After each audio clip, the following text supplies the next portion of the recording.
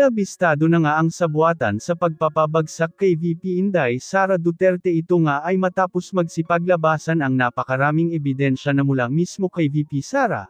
Ayon sa OVP, galing mismo ang naturang mga ebidensya sa mga tumiwalag na kaalyado ni President Marcos. Narito panoorin ang video kung paano nagkabistuhan. Ang title po natin ngayon ay Fake Rescue plus Fake Escape. Ang katumbas po niyan ay fake news sapagkat tinutulungan natin ang administrasyon sa kanilang panawagan, labanan ng fake news. Kaya linalabanan natin yung fake news na nanggagaling din mismo sa gobyerno. At ito na nga ang ating paksa ngayon. Unahin ko muna yung ating mga nagtatanong. Tayo bilang abogado, nagtatanong po maraming tao whether miyembro ng traditional media at saka ng new media, yung mga kasama natin na miyembro ng new media, yung may mga social media platforms, nangangamba ho sila dahil talagang nawe-weaponize yung batas, lalo na doon sa mga those who are expressing their honest dissent and expressing their honest criticism against the excesses, the abuses, and the corruption of the present administration. Bago kayong matakot, uulitin ko, malinaw sa ating saligang batas ang inyong karapatan. Article 3, Section 4. Meron po kayong karapatang magsalita, magpahayag at magbalita. At hindi po yan kailanman pwedeng bawasan. Ganon din ho, meron po kayong karapatan na magpahayag at maging bahagi ng lahat ng usapin na mayroon kinalaman sa publiko. Ayan po yung nakasaad sa Article 3, Section 7 of our Constitution. The right of every Filipino to information and access to information on all matters involving public concern. Ito nga ho yan, yung fake rescue at yung fake escape. Tatalakayin po natin yan ha. Fake rescue at yung fake escape, ang katumbas po nito ay fake news sapagkat nagagaslight po ang mga Pilipino. Ayaw daw po ng ng fake news. Di kausapin natin sila ngayon. Ano itong fake rescue na balita? Ano itong fake escape na balita? Ang katumbas po niyan ay fake news. So tinutulungan natin yung kanilang, kung matatawag mang itong advokasya, na labanan ang fake news. At ganun din o, meron din kayong karapatan under Article 13, Section 16. The right of the people to a reasonable degree of participation at all levels of social, economic, and political decision-making shall not be abridged. Malinaw po yan. May karapatan kayong maging bahagi at konsultahin ng gobyerno kagaya nung ginawang pagpirma ng mga mambabatas diyan sa ginagawang huwad na impeachment process laban kay Vice President Inday Sara Duterte. I need help. Ano ito? Pasensya na ho kayo, hindi tayo techie. So, yun po may karapatang kayong maging bahagi. Kaya nga lagi ko sinasabi, sisantehin nyo na yung mga kongresista na pumirma diyan sa huwad na articles of impeachment na pinadala sa Senado. Sisantehin nyo na. Take this midterm election as a renewal of the job employment or employment contract of all these congressmen. Kung kayo ay napapabilang sa distrito na kung saan ang inyong kinatawan ay pumirma dito sa unconstitutional at huwad na impeachment complaint laban kay Vice President Inday Sara Duterte, huwag nyo na pong i-renew yung kanilang employment contract. Sisantehin nyo na po itong mga trabahante natin at mag-hire kayo ng mga bagong kinatawan sa ating mga distrito. Bakit? Sapagkat po sila ay hindi kayo pinaglaban, hindi kayo kinatawan sa Kongreso. Sila po'y representante lamang natin. Hindi ho kayo kinonsulta sa napakahalagang pinirmahan nila yung verified impeachment complaint. You were not consulted, neither was there any public hearing to get the consensus of the people in the respective legislative district or congressional district kung dapat ba silang pumirma o hindi. Tatandaan ninyo, sila ay mga trabahante lamang natin. Saan ka nakakita na yung trabahante ay nagdesisyon ng hindi kinukonsulta yung kanya mga boss o yung kanya mga employer? Kayo po ang mga employer, kayong mga mamamayan sa kada distrito. So yung mga pumirma na mambabatas kada distrito sa impeachment complaint laban kay Vice President Inday Sara, huwag nyo na pong i-renew ang employment contract niyang mga yan. Sisantihin nyo na, maghanap na ho kayo ng kapalit at mga bagong kongresistang kakatawan sa inyong distrito. Total, wala po pala tayong proper representation sa Kongreso. Bakit tayo nagbabayad ng buwis? Tinatakot daw po sila na mawawalan ng pondo yung distrito kapag hindi sila pumirma. Maaari bang magkaroon ng ganon?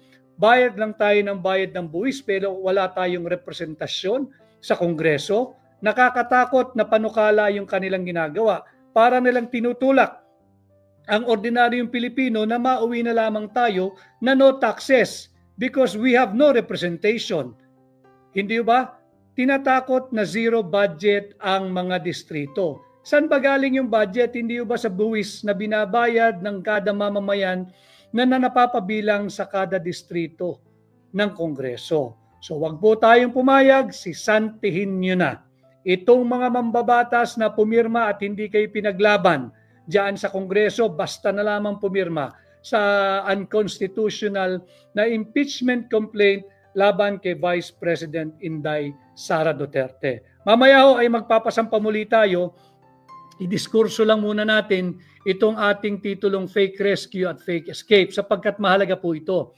Yung Fake Rescue, ito po ay bati lang muna natin si Soy Sos. Pwede po bang tanggalin ang mga congressmen since nakita na natin na delikado ang kanilang posisyon? Tanggalin po ninyo sa pamamagitan na wag nyo na po silang i-re-elect. Magpalit po kayo ng mga kongresista kada distrito. Maglagay po kayo ng bago nakakatawan sa tinig ng bawat mamamayan kada distrito. Shout out Ray Consolacion of Moonwalk, Parañaque City. Hi Ray Consolacion. Kay Julian Makabayan of Malabon City. Hello Julian. At yung nangangamusta po sa aking kalagayan, okay naman po, medyo maganda-ganda na ang boses natin at wala na hong sipon, wala na rin ubo, paminsan-minsan makatila-lalamunan, subalit kinakailangan po nating mangampanya, kinakailangan po nating magkaroon ng patuloy na diretsyong ugnayan po sa inyo. At ganun din yung mga taga Bicol huwag po kayong papabudol. Ang tanong diyan, tatandaan lang ho ninyo yung ating mga kapatid sa Bicol region. Dalawang bagay. Huwag po niyong kalilimutan. Yung dalawang daang inosenteng taong namatay dahil kinurakot yung pondo para sa flood control programs. Huwag po niyong kakalimutan yan. Sariwa pa po yan. Latter part of last year lamang po yan. 200 inosenteng Pilipino patay dahil nalunod. Yung iba'y natabunan ng landslide dahil yung pera para sana sa flood control programs ay ibinulsa. Singilin ninyo ang kasalukuyang administrasyon. Pangalawa, huwag rin ninyong kakalimutan. Wala na pong biyaheng Bicol ngayon. Wala nang biyahe mula Tutuban hanggang Calamba. Nagsasuffer yung mga gustong biyahe ng Calamba papuntang Bicol. Wala na po yung release. Kinalas po ng kasalukuyang gobyerno yung release mula Tutuban hanggang Calamba.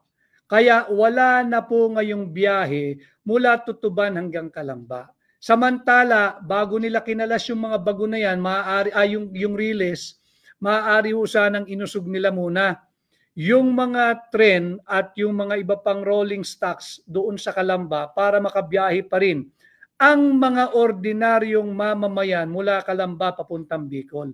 Hindi po nila ginawa yan. Kaya higit po ngayon ang traffic sapagkat yung daily commuters po ng Tutuban papuntang Calamba and Calamba to Tutuban, na almost 23 to 26,000, I think, commuters, wala na po dyan sa release ngayon, nakikipagsiksikan na rin sa bus, sa mga UV Express, sa mga motorcycle riding app or yung angkas, yung kung ano-ano, nakipagsiksikan na rin po sila dyan sapagkat kinalas ng incompetent na gobyernong ito yung release mula Tutuban hanggang Calamba nang wala man silang pasabi at hindi linipat yung mga tren doon sa Calamba bago nila kinalas yung release. Ano pong nangyayari ngayon doon sa tren? Ayun, kakalawangin lang po yun, masisira lamang po yun.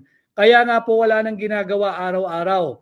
Yung manggagawa ng PNR dyan sa Tutuban Station, hindi po nila kagustuhan, hindi po nila hiniling ito, subalit wala silang trabaho, nagre-report araw-araw, nagkwekwentuhan na lang doon dahil wala na pong biyahe. Ang PNR train mula Tutuban papuntang Calamba at Calamba to Tutuban. So yung mga taga Bicol, wag na po kayong magpapabudol muli. Tandaan ninyo, yung 200 inosenteng Pilipinong namatay dahil binaha kayo dyan. Nagkaroon ng landslide dahil yung pera na dapat sanang ginamit sa flood control programs na uwi sa korupsyon. At ito nga pong biyaheng Bicol, wala na rin dahil sa incompetence ng kasalukuyang administrasyon. Yung mga nagtatanong po sa atin, yung mga kapatid natin sa traditional media at ganun din sa social media, wag ko kayo matakot, uulitin ko. Nandiyan yan sa saligang batas yung karapatan ninyo. At sinasabi na rin ng napakaraming desisyon ng Korte Suprema na yung freedom of speech and of the press are powerful weapons for accountability. Ito po yung ating gamitin to keep the government's enormous powers in check para hindi tayo abusuhin at para mailathala at para maibulgar ang lahat ng korupsyon na nangyayari at nagaganap sa ating bansa. Kaya kay Fidel Odias, ang sama talaga ng administrasyong Bangag. Kay Rose Parcon, ano yung nawala. Ano yung Rose Parcon, attorney, ano yung opinion mo kay Bisdak kasi nakakatakot na ang mangyayari sa eleksyon? Sorry Rose, hindi ko nasusundan kung ano yung opinion din ni Bisdak. If you can be more specific. Kay Zaina, solid Duterte pa rin. Marami pong salamat. At kay Georgie Jing Kawaling, good afternoon to all viewers. Kay Hakbang ng Maisog, Attorney Vic Rodriguez, greetings from Aklan Maisog Group. Thank you, Jing Kawaling. Long time no see. The last time I saw you, last month, nagkasama tayo, Jing. Maraming salamat sa iyo. At ganun din kay Judy Libaw. Sana magkaroon po ng tarpaulin si Attorney Vic dito sa amin sa Quezon. Wala pa ho kahit isa. Thank you, Judy Libaw. Talaga pong limitado ang aking campaign materials. Pero pag meron po, Judy, tutugon po ako sa iyong panawagan at suggestion. Magpapadala po tayo dyan sa Quezon, pero magkaganoon pa man, sana matulungan po ninyo ako i-like at i-share po ninyo ang lahat ng aking pahina at nang sa ganoon ay higit na maraming Pilipino ang makapanood at makilala po tayo ng lubos at matulungan din tayo sa ating kampanya. Tuloy muna tayo dito sa ating fake news na title na Fake Rescue plus Fake Escape. Ang katumbas po niyan ay fake news. Alam mo ninyo, mainit pa rin pinag-uusapan bagamat tila sinisikil at tinatabunan yung issue doon sa nangyaring pangingidnap doon sa bata na sinalbahe nga po yung daliri, pinutol. Alam nyo na po ngayon yan kung ano yung tinutukoy ko. Marami yung naglabasan nung March 5, merong nailathala sa Manila Times na pahayagan, yung The Manila Times. Nabanggit doon, nakakuha ng kopya yung pahayagang The Manila Times ng sworn statement nung hepe ng AKG or the anti-kidnapping group ng PNP na si Colonel Elmer Ragay, na napagbalitaan ko rin sa maraming kaibigan, mahusay na operatiba ito. At sa kanyang sworn statement, again, according to the Manila Times report of March 5, 2025, ayon sa sworn statement ni Colonel Elmer Ragay, ay wala pong naganap na rescue. Bakit natin pinag-uusapan ito? Sapagkat wag po tayong magpapagaslight. Let's not allow the government to change the narrative to just suit them and their interests and their agenda. Pinalabas nila na ito'y produkto ng isang hot pursuit operation. Matatandaan nyo? Hot pursuit na matutumbok na raw kasi di umano yung mga kidnappers, kaya naobliga sila, napilitan sila, napuwersa silang bitawan yung batang kinidnap. Kaya nagtakbuhan, pero makakatangi-tangi. Alam, nung unang press release, 22 suspects, 22 kidnappers. And when was this?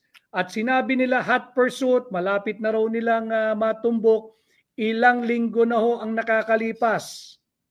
Kahit isa doon sa 22 na kanilang na-identify yung numero, 22 kidnappers.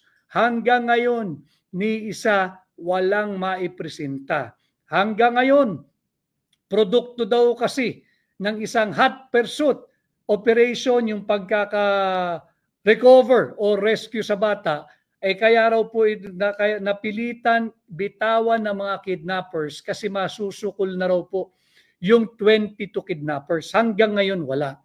Yun pala is inilathala ng pahayagang The Manila Times, walang rescue naganap. At ang ito ay ayon sa sworn statement ng mismong hepe ng anti-kidnapping group ng PNP na si Colonel Elmer Ragay. Sinabi niya sa kanyang sworn statement doon sa report ng The Manila Times, walang nangyaring rescue. At yung bata ay was dropped off by his captors. Sadyang binitawan, iniwan sa labas ng bahay at ito ay nakakabahala. Dahil bakit kinakailangang maglabas ng isang fake news ang PNP at ang DILG na nagkaroon ng rescue kung yung mismong hepe ng anti-kidnapping group ng PNP ang nagsasabing walang rescue. In fact, ito nakakatakot. Doon sa kanyang sworn statement na napabalita sa pahayagang The Manila Times noong March 5, 2025, meron siyang sinabi sa kanyang sworn statement na yung sekretaryo daw po ng DILG may have engaged a third-party negotiator. Hindi ko po sabi ito po yung sinasabi ng balitang ng pahayagang The Manila Times na ayon sa kanila ay nakakuha sila at may hawak silang sworn statement ng mismong direktor o hepe ng anti-kidnapping group. Pag-usapan nun natin ito dahil sinasabi nga ng gobyerno, labanan daw ang fake news. O dilabanan natin ngayon, pag-usapan natin itong fake rescue. Kung mismo yung hepe ng anti-kidnapping group na ang nagsasabing walang rescue naganap at tila merong third-party negotiation na naganap, di walang rescue. Saan galing yung sinasabing produkto ito ng hot pursuit operation na kung saan 22 suspects daw ang kumuha dito sa bata na kinidnap. Kung 22, alam mo yung dami nila, 22 at produkto ng hot pursuit operation, makaraan ng ilan? 2 linggo na, magdadalawang linggo, ni isang suspect, wala hong napapabalita, walang identity, walang na-identify, walang nahuli. Akala ho ba natin, ang ibinalita sa atin, produkto ito ng hot pursuit operation, kaya binitawan yung bata. Huwag po nating isang tabi ito sapagkat nakakagulantang ang balitang ito. Bukod sa may batang kinidnap, nagtutulak po ng peking balita. Yung mismong pambansang pulisya natin, di ba ang kanilang obligasyon ay to protect and to serve? Paano tayo po proteksyonan at sisilbihan kung hindi sila nagbabalita ng totoo? At ito nga po yung nailathala sa pahayagang The Manila Times dated March 5, 2025. Sa mga nagtatanong, ano naman po yung fake escape? Ito po yan. Nagpadala sa akin yung ilan sa mga volunteers ho natin. Meron hong isang post sa kanyang page, itong si Rudy Sim. Si Rudy Sim ho ay nag-post sa kanyang page, may CCTV at yung report ng Bureau of Immigration. Tungkol pati picture meron po siya rito. Ito po yung tungkol sa isang Koreano na wanted po sa Korea dahil bigla raw po itong nawala o nakatakas nung ito po ay pinayagang umihi ng kanyang mga bantay na miyembro ng Bureau of Immigration diyan sa Quezon City Hall of Justice nung ito'y may bista sa Office of the City Prosecutor. Subalit pinakita doon sa page ng Rudy Sim yung mga actual na video na taken sa labas po ng banggitin ko na, sa labas po ng isang men's club yan sa Quezon Avenue, kay Tanyag po ito. Ibinaba yung fugitive na Koreano sa South Korea. Hindi po siya tumakas dahil mula po doon sa Office of the City Prosecutor, magkakasama pa po, kasama yung mga tiwaling Bureau of Immigration officers or personnel. Ito ay sadyang binitawan o pinakawalan. So fake news na naman. Yung pinakalat ng ahensya ng gobyerno, yung Bureau of Immigration, sabi nila, ito ay nakatakas sa banyo nung ito ay umihi diyan sa Office of the City Prosecutor. Pero tingnan po ninyo, bisitahin po ninyo, hindi lang tayo marunong kung paano mag-direct sa Facebook page. Hanapin po nyo yung posting nung Rudy Sim. Sim as in S-I-M, Rudy Sim. Andun po, pati yung CCTV. Yung CCTV may date po yan March 4, 2025. Andun din po, nakalakip po doon yung report ng Bureau of Immigration. Hindi po lahat ng kawani ng Bureau of Immigration ay mga tiwali o corrupt. Pero dapat ma-single out itong nag-escort dito sa Koreanong pinalabas silang nakatakas. Ang pangalan po ng Koreano na nakatakas base sa report ay Na-ik-yeon. N-A, Na-ik-yeon.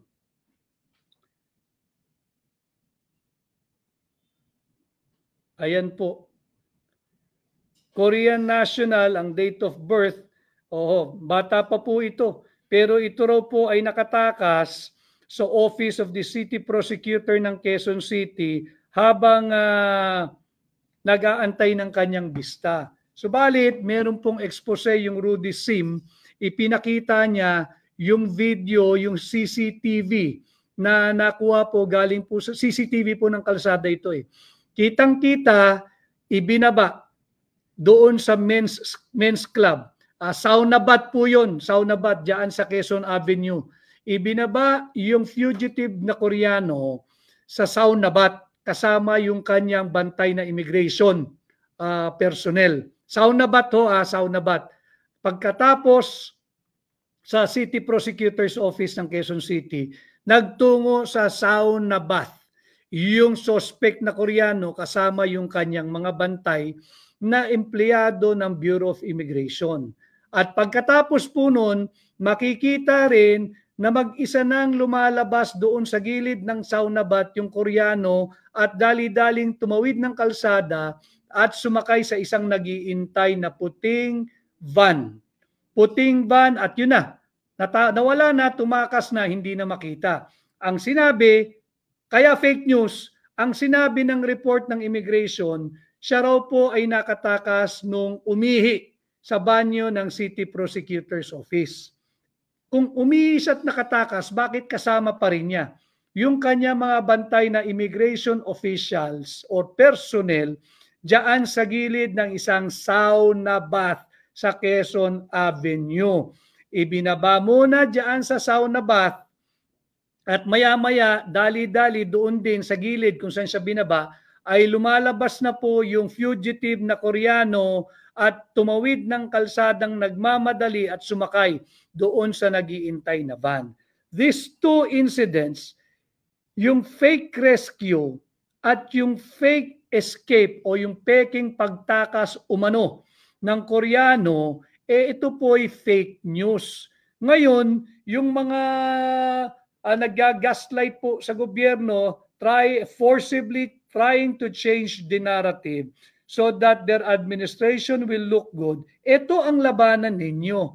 Kung talagang totoo kayo na ayaw nyo sa fake news, bakit hindi ninyo ituwid yung fake rescue doon sa batang kinidnap? At bukod pa riyan, kung totoong ayaw nyo ng fake news, ba't hindi ninyo labanan yung fake escape na ibinalita naman ng Bureau of Immigration? Bakit ninyo tinututukan lamang yung mga kritiko ninyo na nagbabalita lamang din nung mga nakikita nilang hindi maayos na polisiya at pamamaraan ng pamamalakad ng kasalukuyang administrasyon ni Bongbong Marcos?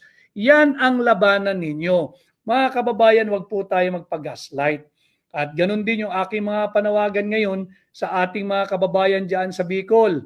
Wag po ninyong kalilimutan, 200 inosenteng Pilipino namatay nung kayo po'y nalubog sa baha at nagkaroon ng landslide sapagkat yung pera, bilyong pisong halaga na dapat sa flood control programs ay nauwi sa korupsyon. So labanan natin ng fake news dito sa ating pahina, sa aking diretsyong pakikipag-ugnayan at pakikipag-usap sa inyo. Tamang impormasyon ang makukuha po ninyo at itutuwid natin itong mga misinformation, malinformation at fake news na ipinakakalat ng gobyerno mismo. Singilin natin sila dito sa fake rescue ng batang kinidnap. Singilin natin sila dito sa fake escape nung Koreano na di umano'y nakatakas nung umihi diyan sa Office of the City Prosecutor ng Quezon City. May inilabas yung isang journalista na si Rudy Sim sa kanyang pahina kompleto with video na nakuha sa kalsada, kitang-kita. Yung Koreano ay ibinaba sa gilid ng isang sauna bath diyan sa Quezon Avenue. At pagkatapos ng ilang minuto, ilang oras, lumalabas doon sa gilid ng sauna bath, tumawid ng kalsada, sumakay sa nag-iintay na van. Yan ba ang nakatakas o sadyang pinatakas? Bakit hanggang doon sa kanyang pagtakas, kasama niya yung kanyang mga bantay o gwardiya mula sa Bureau of Immigration? Ito ang mga usapin na dapat malaman ninyo, aking mga kababayan, sapagkat wag ho tayong magpapabudol muli.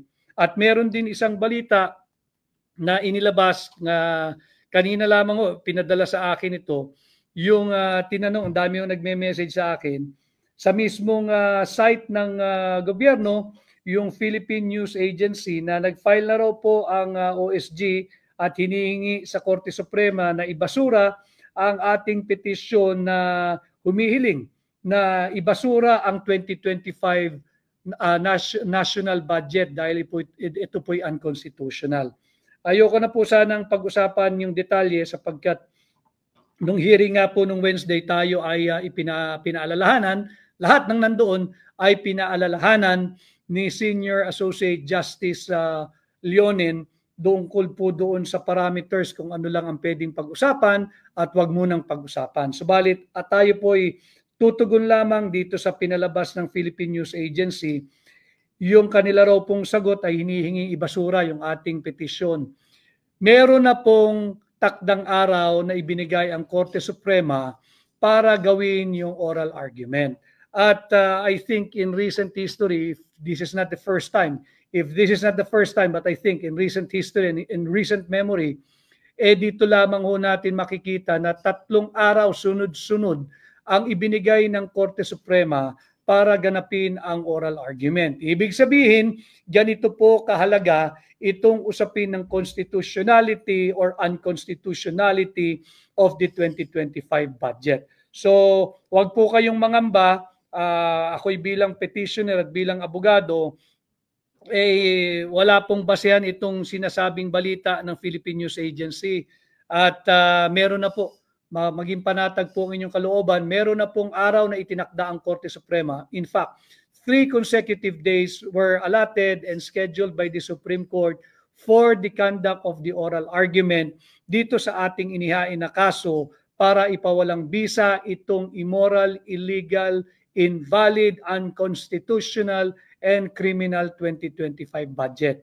Huwag po nating kalilimutan na ang naging pundasyon at haligi at sandigan nitong 2025 budget ay yung blankong Bicameral Conference Committee report. Pinakita ko na po sa inyo yan. Blanco yung Bicameral Conference Committee report that was ratified, approved, signed, and filed before the House of Representatives Bills and Index Service. Para lang refresh natin yung inyong mga alaala. Ang kahalagahan po kasi ng Bicameral Conference Committee report, pag yun po ay ratified, approved, and signed, at na-file na nga po sa Bills and Index Service ng mababang kapulungan, wala na pong galawan yun. Permis na po iyon. Hindi na pwedeng baguhin ng hindi ibinabalik uli sa plenaryo ng Senado at ng mababang kapulungan.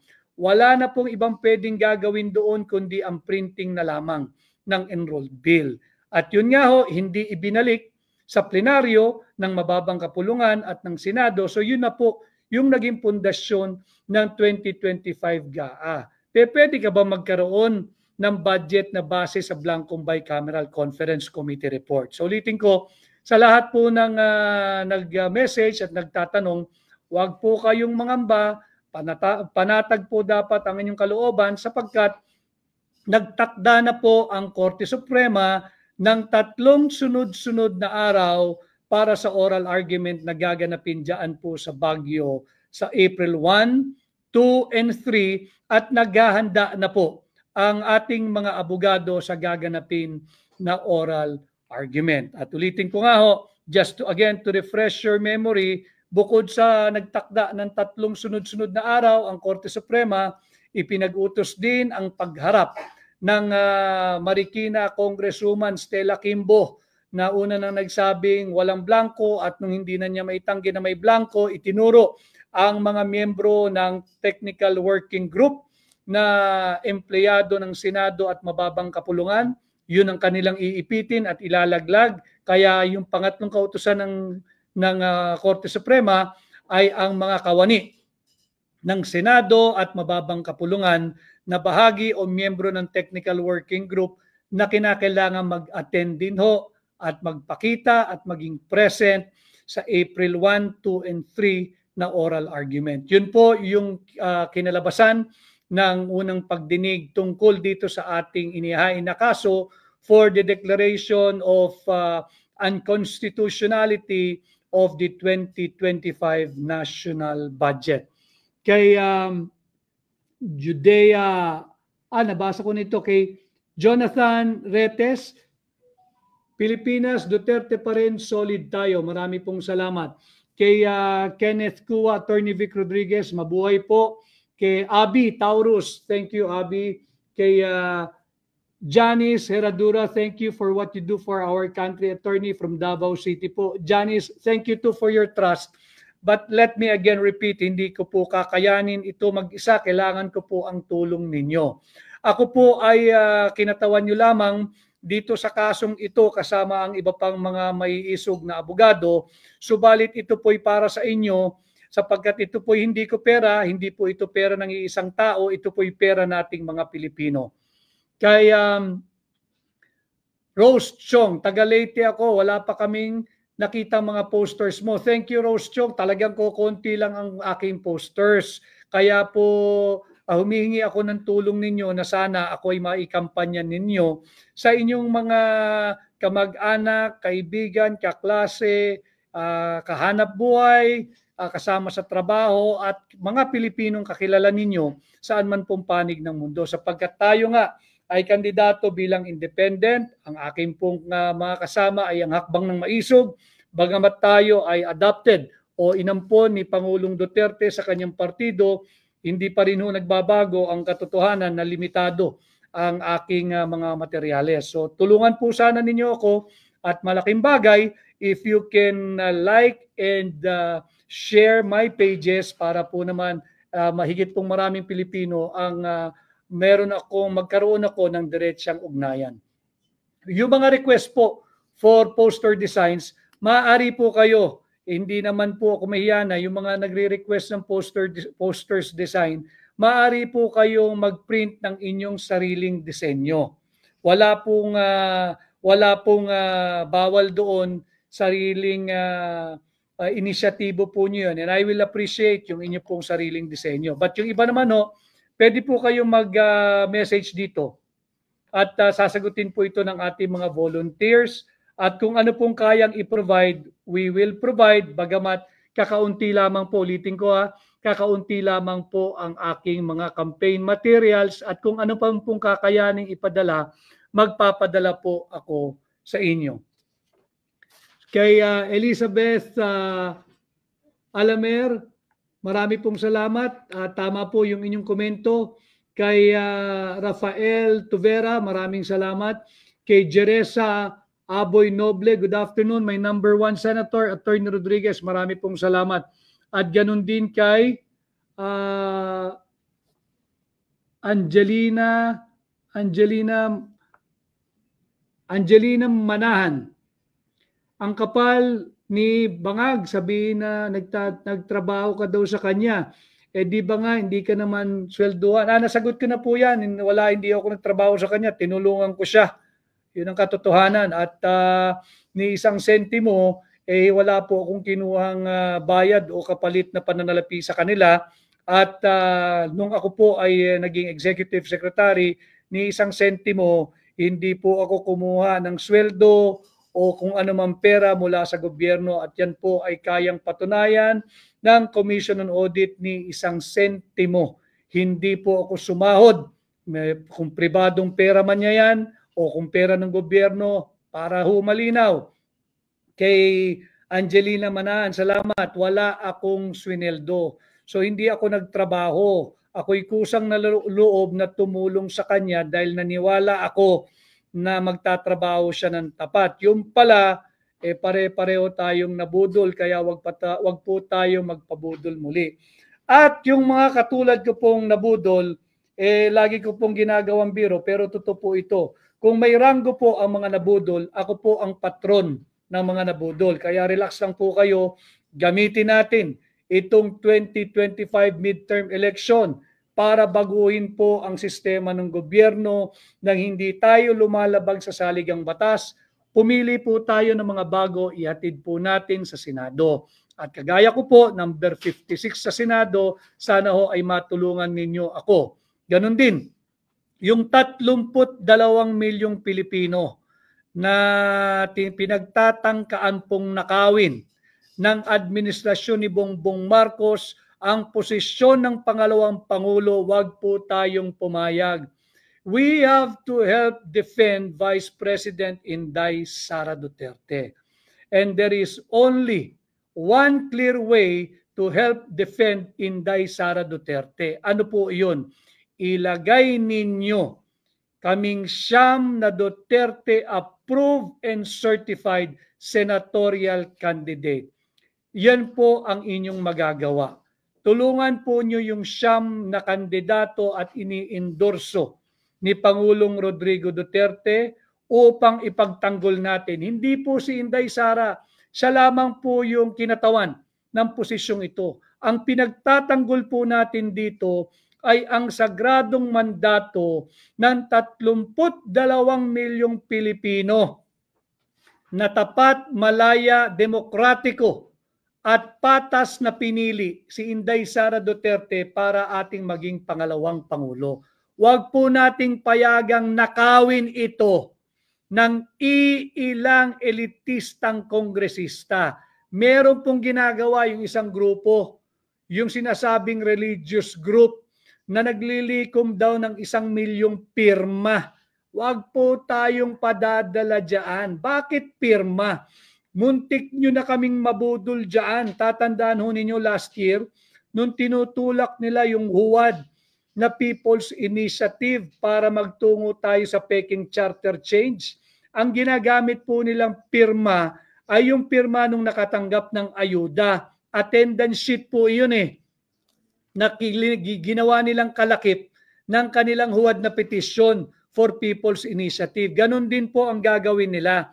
Itong grupo na nagsasabing kakalap ng 1 milyong pirma, bakit hindi ninyo gayahin ang ginawa ng mga kapatid natin sa Iglesia ni Cristo, kasama pa ang iba't ibang tao na hindi naman miyembro ng Iglesia ni Cristo? Ipinakita nila kung gaano karami yung bilang nila. Mahigit 1 milyon. Yan ang gawin ninyo. Produce your 1 million warm bodies. Hindi pirma. Yang pirmang yan, bubudulin nyo na naman ang Pilipino. Mga kababayan, wag po tayong pumayag. Labanan natin ang patuloy na pambubudol ng administrasyong ito at yung mga nagpapagamit para patuloy tayong budulin. Wag tayong pumayag. Let us uphold, defend, and respect the Constitution. And how do we do that? By protecting the sacred mandate of the 32 million Filipinos who legally, democratically, lawfully, and constitutionally elected Inday Sara Duterte to be our Vice President. At bakit ho nila gustong tanggalin si Vice President Inday Sara Duterte bilang ating pangalawang Pangulo? Para mailuklok kung hindi man kamag-anak yung tau-tauhan nila bilang Vice Presidente. Yan po yung immediate term. For the long term, para po i-disqualify si Inday Sara Duterte pagdating ng 2028 election. Ulitin ko ho, 4 na grupo ang takot na takot kay Presidente Duterte at kay Vice President Inday Sara Duterte.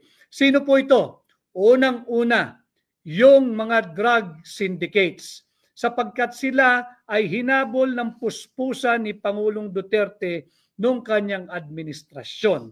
Pangalawa, yung pasensya na, yung ating mga kaibigan, yung interes ng Estados Unidos.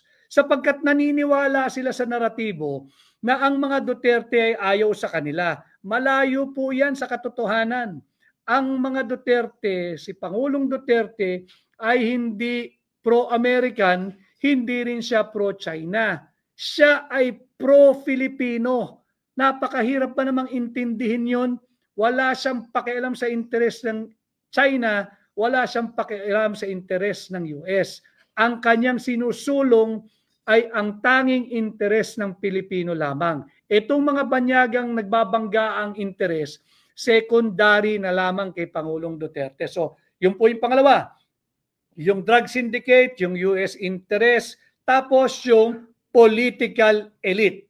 Yan po, yung political elite. At pangatlo, yung mga oligarko. Ito yung 4 na malalakas na puwersa na takot na bumalik ang pamunuan o yung gobyernong may tatak Duterte na good governance at ayaw ng korupsyon. Itong 4 na grupong to, yung drug syndicates, yung US interests, yung political elites at yung mga oligarko. So, bukod po kay Tatay Digong, bantayan po natin ang sagradong mandato ng 32 milyong Pilipino na bumoto at pumili ng malaya at naaayon sa ating saligang batas kay Vice President Inday Sara Duterte para ating maging pangalawang Pangulo. Ninanakaw na ang pera nating mga Pilipino, sinisikil na ang kalayaan nating mga Pilipino, wag po nating ipanakaw pati ang posisyon ng pangalawang Pangulo sa iilang interes na grupo at higit pa sa iilang elitistang politiko. Kaya nga pong hamon ko sa inyo sisantihin nyo na po yung mga kongresistang pumirma diyan sa maanomalya at illegal at unconstitutional na verified impeachment complaint laban kay Vice President Inday Sara Duterte. Trabahante lang po natin yan. Huwag nating i-renew. Humihingi sila ng renewal ng contract o humihingi po sila ng extension of another 3 years. Magpalit na po kayo ng kongresista sapagkat sa ginagawa nila, wala na po tayong representasyon sa Kongreso. And yet, we keep on paying our taxes. We keep on paying our taxes. Zero budget ang binigay sa PhilHealth ngayong taon. Ngayon po ay Friday, may mga sumasahod, alam ng mga manggagawa sa pribado na bago ninyo hawakan ang inyong sahod, na bawas na po yung inyong mandatory share or contribution sa PhilHealth. Saan napunta ang pera natin ng mga pribadong manggagawa na may contribution sa PhilHealth ngayong 2025? Zero budget. Huwag niyong kalilimutan, zero budget ang binigay ng administrasyon ni Bongbong Marcos sa PhilHealth ngayong 2025. Ilabas po ninyo ang inyong galit. Huwag po ninyong pigilan yan. Ilabas ninyo ang inyong galit sa darating na May 12. Gamitin natin ang balota. Let us repudiate itong administrasyon ni Bongbong Marcos and let us effect a regime change without going outside the constitutional order. Yan po ang gawin natin. Gamitin natin yung balota, ilabas ninyo lahat ng inyong hinaing at sama ng loob. Dalin po ninyo ang siyam na Duterte approved and certified senatorial candidate sa Senado. Yan po ang ating gawin. Let's make use and turn this sama ng loob, disappointment, galit. Gamitin po natin ito pero gawin natin positibo. Iboto po natin, dalhin natin sa Senado ang Duterte 9 o yung siyam na Duterte, yung inaprubahan po ni Tatay Digong. Yung inaprubahan ni Tatay Digong na kandidato pagka-senador, dalhin po natin sa Senado. Huwag na po tayong lalagpas sa siyam. Dalhin po natin yung siyam, huwag na po kayong magdagdag sapagkat yun lamang ang inaprubahan ni Tatay Digong na kanyang kandidato. At syempre, huwag niyo pong kalilimutan, number 56. Sa balota ninyo, 5-6, hindi po utang, hindi pa utang, hindi pa bigat, kundi po isang puhunan tungo sa higit na mabuting lipunan. Number 56, Attorney Vic Rodriguez, senador ninyo, ang tunay at maisog na oposisyon sa Senado. Pwede na po tayong magpasampa ng ating mga kaibigan dito sa ating pahina. Sige po, you know the rules. Kailangan po bukas ang camera at pagka na-recognize po, tsaka lamang buksan ang inyong mikropono at wala pong bastusan dahil dito po sa aking pahina, rinerespeto po natin ang isa't isa. Kay Rafael Tuvera, thank you. Kay Joyce Angapaya, thank you. Kay Shirley Sekinya, Shirley Sekinya, thank you. Sige, meron na po tayo si Jasmine. Jasmine, pakilagay po number 56 watching from para alam ko ma-recognize kayo. Number 56 watching from. Jasmine, go ahead. Hello po, good afternoon. Naririnig na po ba? Yes, but you have to open your camera. There. Hi, Jasmine. Opo, good afternoon po, Senator. Good afternoon, Jasmine. Taga saan si Jasmine? Hello po. Hello. I'm watching po from Japan. Oh, hey, thank you. May libro rin kita. Thank you, Jasmine. Maraming salamat. Opo. Oo, ang bilis mo ng transaction kay Ma'am Bunny. Oh, wala lang pong minor sa camera, ma'am. Baka masita ako. Si baby, wag niyo pong ilabas sa camera. Sorry po. Oo. Okay po. Oo. Number 1 ka po sa amin, Senator. Thank you, Jasmine. I hope to see you when I come back. Palagi po akong nagdadasal na sana ingatan ka palagi ng Panginoon at palaging malakas po ang katawan niyo para lumaban po sa ating bayan. Marami pong salamat. May awa po ang Diyos. Salamat po. Thank you. Ingat ka dyan. Si Ebram. Ingat ka po nawa palagi. Thank you. Si Ibram. Pakibukas lang yung camera, Ibram. Ibram. Yan. Hello. Good afternoon. Happy Friday. Maraming salamat po sir sa pag-process ng mga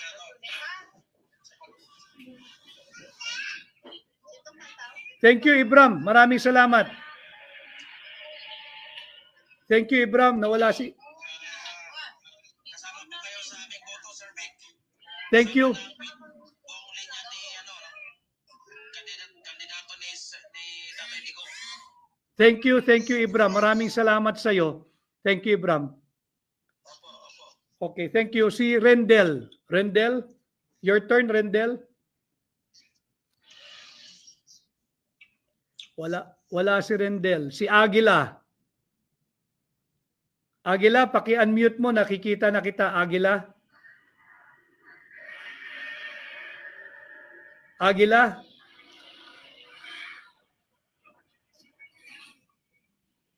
Yan, Aguila, nakikita na kita. Magandang hapon sa iyo. Nasaan ka? Maraming salamat. Nasa biyahe ka yata?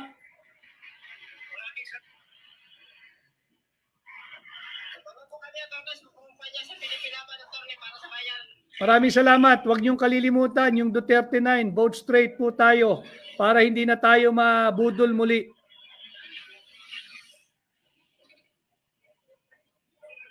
Thank you. Thank you. Si Rendel Ray. Rendel Ray.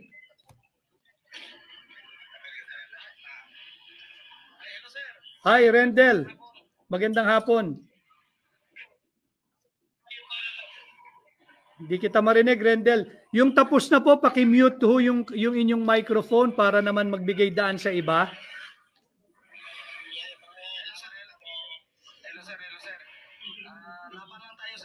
Thank you. Thank you, Aguila. Si Rendel na. Rendel, your turn now. Okay, sir. Magandang hapon po, sir. Magandang hapon, Rendel.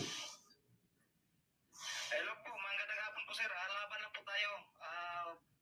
Straight vote po ito. Simula nung kay Tatay Digong, talagang solid Duterte na po tayo. Salamat, salamat. Huwag nating pababayaan yung Tatay Digong 9. Yung siyam na inendorso ni Tatay Digong. Yun lang, sir. Dapat lang i-concern natin yan sa Comelec, sir. Sayang din yung boto natin. Pag ganun pa rin yung Comelec na patuloy pa rin yung dayaan, wala pa rin yung mangyayari sa boto natin. Kaya natin yan basta't maglabasan tayo at bumoto sa May 12. Ipakita natin sa lahat na ayaw na natin ng binubudol tayo. Labanan natin. Huwag tayong mga sisiraan ng loob, Rendel. Thank you, Rendel. Maraming salamat at mabuhay ka. Kaya, ano yung number 1? Jawork? Open mo na yung microphone mo. Nakamute ka. Yan. Yan, Jawork. Hello. Taga saan si Jawork? Hello, magandang hapon. Taga Negros po ako. Ay, mabuhay ang mga taga Negros. Sa Cali City. Thank you sa pagsali. Isa po ako attorney sa isang chairman ng UGB-RTI sa Guardians. Attorney, talagang Duterte talaga po kami. Lahat po ng grupo namin, 5 chapter, tutulong po kami para dun sa magandang ng mga Duterte. At saka sa inyo, attorney, maraming salamat sa mga sa paglalaban nyo. Maraming salamat, Jawork. Sana sa iyong buong grupo, yung 5 grupo mo na solid Tatay Digong, matulungan din ninyo ako at maihatid ninyo ako sa Senado ngayong May 12, 2025. Maraming salamat, Jawork. Yes, attorney. Thank you. Pwede pa kitang gawing advisor namin, attorney, sa chapter namin. Walang problema. Jawork, para hindi tayo makakuha ng oras ng iba, dito ka mag-message, please. Paki-screenshot mo na lang, ha? Kasi may Las Piñas ako, Tondo, Las Piñas, Parañaque, Alabang. Sige, thank you. Paki-message dito, Jawork, ha? Thank you. Si Kidlat ng Dragon. Thank you. Kidlat ng Dragon.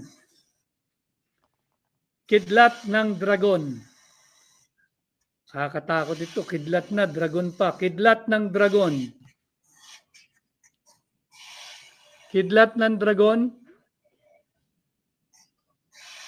Yes, attorney. Thank you, attorney. Bye-bye. Thank you. Pakibukas yung camera. Yun, si Kidlat ng Dragon. Hello. Hello, attorney. Naalala ko yung dito ka sa Bukidnon kay Gordon Torres. Si Dr. Gordon. Yes, yung dito kayo to. Ako yung nagpa-picture sa iyo sa van. Oh, salamat. Ikamusta mo rin ako kay Dr. Gordon, please. Sige. Actually, attorney, dito sa Bukidnon, malakas naman talaga ang mga Duterte. Kahit na dito yung admin, parang matatalo yung admin dito dahil admin nga sila. Tapos, lamang talaga ang mga Duterte dito sa Bukidnon. Kaya ako naman, may mga grupo kami sa Duterte Warriors sa Luzon, Visayas, Mindanao. Ako yung na-assign dito sa Bukidnon. Actually, taga Marilog ako, taga Dato sa Lumay, Marilog District, Davao City. Dito lang ako na-assign sa Bukidnon dahil taga dito yung magulang ko. Sige, maraming salamat at patuloy mo tayong suportahan dyan. Hindi lamang sa Bukidnon, kundi sa buong Pilipinas. Napakalakas ng Tatay Digong at ayaw na natin magpabudol muli. Labanan natin ang korupsyon. Salamat, Kidlat ng Dragon. Thank you. Attorney, kaya nagpasalamat ako sa iyo dahil merong nagpapano sa akin, ko daw sa iyo, ipaabot ko yung gusto niya, yung tumatakbong city councilor sa 3rd district sa Dato sa Lumay, sa Marilog District. Mangumusta daw siya sa iyo, tapos paano ka daw niya makukontak? Dito. Sige. Dito, ulitin ko ha, andito. Thank you, Kidlat ng Dragon. Maraming salamat. Magbigay daan tayo sa iba. Dito na lang mag-communicate para naman makapasok yung iba. Paki-screenshot na lang, please. Thank you. Ang next natin, si Prince Yong. Hi, Prince Yong.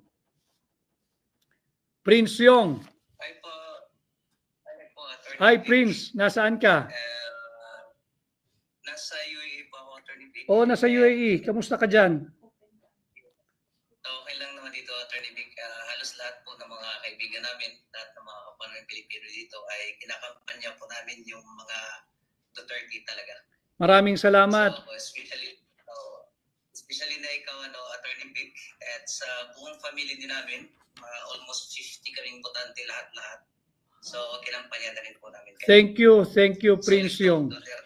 Maraming salamat, mag-iingat ka dyan at salamat sa mga tulong mo sa ating bansa. Alam ko, isa ka sa maraming Pilipino na nagpapadala ng remittance at yung kayong mga overseas Filipino workers at Filipino migrants na tumutulong sa mga kamag-anak dito.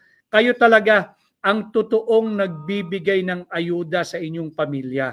Hindi yung ayuda ng AKAP at AYIX na pera ng Pilipino. Yung inyong ayuda sa inyong pamilya ay hard-earned money. Kaya mabuhay ka, mag-iingat ka at I hope to meet you soon. Thank you, Prince, and please do keep help campaigning for me and for the rest of the Duterte-approved and certified senatorial candidate. Thank you, Prince Yong. Kay Momo tayo. Thank you. Kay Momo. Momo, nakamute ka, Momo. Nakamute ka. Sorry, sobrang excited, Attorney. Good evening, Attorney. Good evening. Nasaan ka? Isa po akong OFW dito sa Kuwait, Attorney. Oy, kamusta? Hindi ba tayo nagkita nung bumisita ako dyan? Yes, Wala kaming hindi siguro nakalabas, Attorney. Wala siguro kami time doon nung pumunta ka dito. Sige, pagbalik na lang, Momo. Kamusta? So, inshallah. Okay lang po dito, Attorney. Mabuhay naman. Okay naman ang buhay namin dito. Attorney, salamat po. Nandyan kayo sa buong PDP slate ni Tatay Digong Duterte. Nandito kayo sa mamamayang Pilipino. Totoo kayong nag-ano sa mga Pilipino. Salamat, Attorney. Kayo namin, anong tawag nito? Kampanya. Kinakabahan ako, Attorney. Ang kinakampanya ka namin dito, Attorney, sa buong pamilya namin, mga kapitbahay. At maraming salamat. Nandyan kayo lahat sa amin, mamayang Pilipino, Attorney. Maraming salamat. Thank you, Momo. Kasali kayo sa aming mga dasal, Attorney. Sana kayong siyam na candidate ni Tatay Digong, mapasok kayong lahat. Maraming salamat, Attorney. Salamat, Momo. Mag-ingat ka dyan sa Kuwait at kamusta sa lahat ng ating kababayan. Ang next natin ay si Terry Galura. Terry Galura and the last si Pare TV. Terry Galura. Naka-mute ka, Terry. Ay, good evening, sir. Hi, good evening, Terry. Kayo sa amin. Maraming salamat. Huwag niyong kalilimutan, number 56 sa balota. Nasaan ka, Terry? Opo, attorney. Kapis pa ako, attorney. Tulungan mo ako dyan sa kapis, please.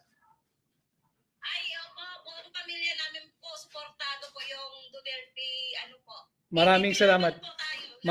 Maraming salamat. Huwag niyong kalilimutan yung Duterte 9. Maraming salamat yung ticket ni Tatay Digong. Maraming salamat, Terry. Thank you, thank you. Kay Pare TV, salamat. Pare TV.